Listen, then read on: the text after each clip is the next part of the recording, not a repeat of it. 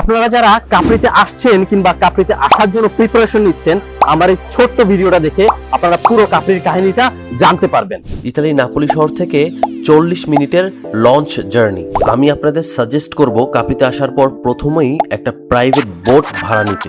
যদিও বা কস্ট একটু বেশি, তবুও এই প্রাইভেট বোট নিয়ে পুরো এই কাপ্রি দ্বীপপুঞ্জটা ঘুরে দেখার মজাটাই অন্যরকম।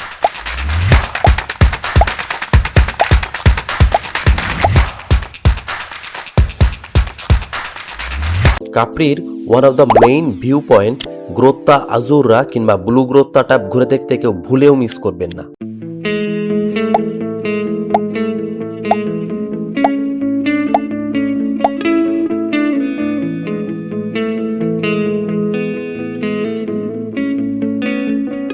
দেন আনাকাপ্রি থেকে সেজোভিয়াতে করে মন্তে সোলারো পর্বতে চূড়ায় ওঠা, কাপ্রি সেন্ট্রালে ঘোরা, আর শেষে সুন্দর এই ট্রেনে করে মারিও গ্রান্দেতে রিটার্ন করা।